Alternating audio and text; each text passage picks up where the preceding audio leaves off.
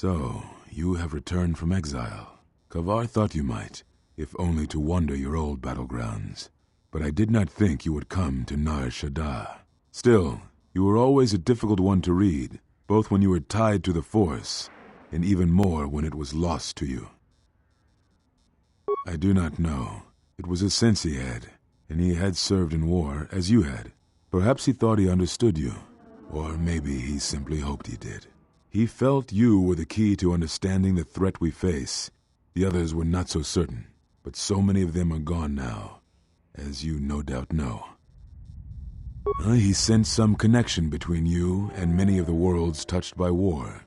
He thought by traveling to such places, he could achieve understanding. No doubt.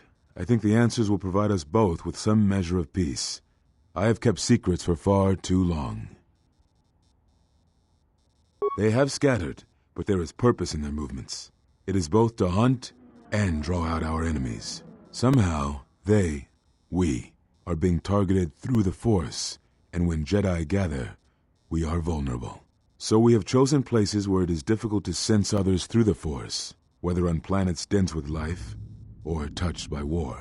In such places, we may conceal ourselves, gather information without presenting ourselves as targets. It was part of Kotor's plan. Yes, he felt if our enemy cannot detect us, then perhaps they would believe themselves victorious and show themselves. And we knew that the war would be lost if we continued to act as we had. I do not know where they wander now. There are few of us, though. Too few, and I have not heard from them in some time. Vrook still lives? I had not felt his presence for some time. What I can tell you, I will. We told you it was because you followed Revan to war, but you ask because you are not certain of that answer, nor were we. The day we cast you out, that is the moment I decided to leave the Order, because I do not believe we truly faced the reasons you were exiled, and if we do not examine such truths, then we are already lost. I think it was because we were afraid. It is a difficult thing to live one's life with the Force.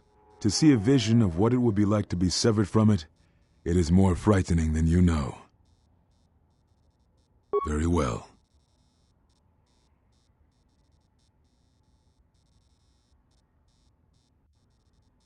I had thought perhaps that here upon the Smuggler's Moon, I might find some evidence of the threat we faced. The bounties on Jedi and their disappearance. I did not believe the two were connected, but there was a chance. And the strong currents of life here on Shadda make perceiving a Force user difficult.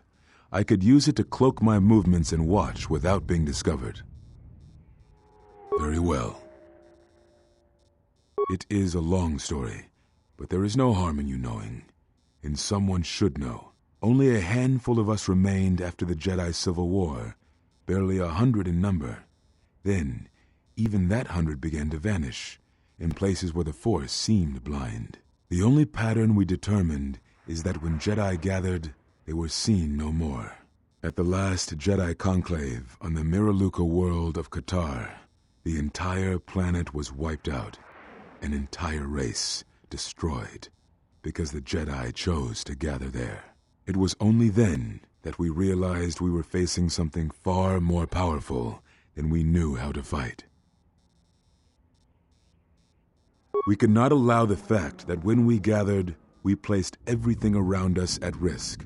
A Jedi's life is sacrifice, but we cannot allow our presence or actions to endanger others. And we cannot fight an enemy that will not reveal itself.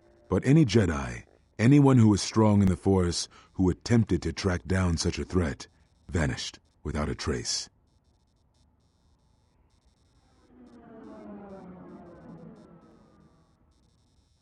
I know little about it. I know more of the absence it leaves behind than its face. Whatever this threat was, it was targeting us and everything around us. Yet it was somehow weak enough that it was afraid to confront us openly. If it believed us defeated, then perhaps it would finally show itself. It was a faint hope, but it was the best we had. It was Kotor's plan. He was always the greatest tactician among us. and had seen war more than the rest of us.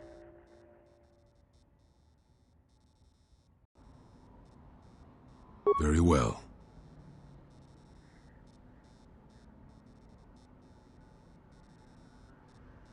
Ah, so the records of your trial were found. Good. Sometimes I think this galaxy would be a better place if there were less Jedi secrets. But I have no answer for you, as much as I would like to give one. We vowed never to speak of it, and although I would not keep promises to Jedi, I keep promises I make to others. And Kavar was a friend. If we were gathered as one, then the promise might be revoked. Until then, I can say nothing. Very well.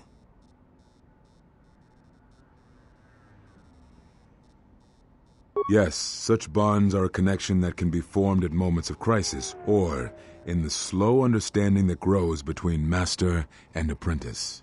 It is most common between two beings who are sensitive to the Force. It allows the transmission of feelings, of influence. It was something you were gifted with, as I recall, before your fall. You formed such attachments easier than most, even to those who could feel the Force only faintly. Even Vrook could not ignore it, which is saying something. I do not know. A bond between two living beings is not something easily broken. It is not a choice. It is like breaking a feeling, like turning away from the Force. To break a bond, your feelings would have to change, or one of you would have to die. But even then, the bond wouldn't go away. It would simply be empty. A wound. Very well.